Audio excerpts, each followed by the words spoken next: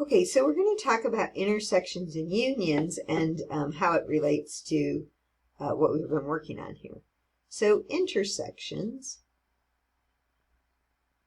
I think we talked about them before. The symbol for intersection is that. So it's, what do they have, what elements do they both have?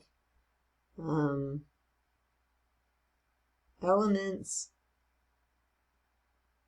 in both sets. So you have to have two sets to do an intersection. Elements in both sets. Or what do they have in common? Where do they overlap? You know, what do they share? Okay. Union, well, that symbol is like this, and it means elements in one set or the other. One set or the other. So they don't have to be in both sets. It just has to be in one set or in the other set, okay? So it's more like a joining thing. Okay, let's see an example. So they give us a set here of numbers from 1 to 4, and we're going to graph that. So here's 0, here's 1, 2, 3, 4. Okay. And we're going to make a graph. Now we're not including the 1 and we're not including the 4. We're talking about all the numbers in between. That would be this part. Now what we're going to do is we're going to graph the other part. So here's 0, here's 1, and I have to go 2, 3, oh, I was trying to match it up to the one above so you could see it better. Let me erase that. Make it look a little better here.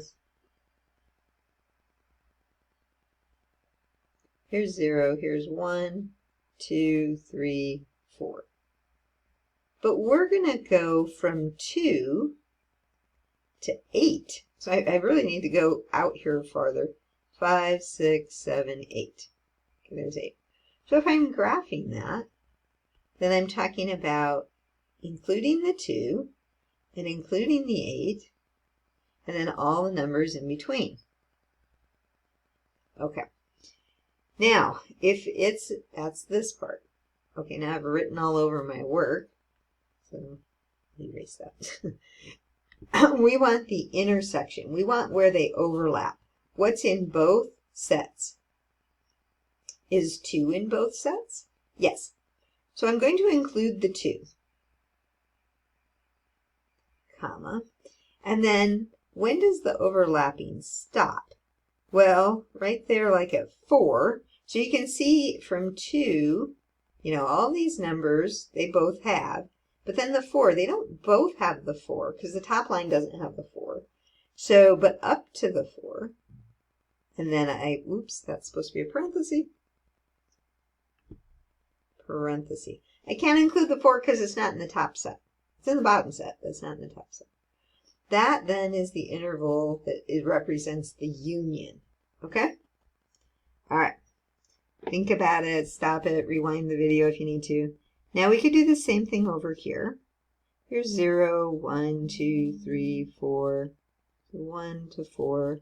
And we graphed it. We said, here's the graph of the numbers between 1 and 4, not including the 1, not including the 4.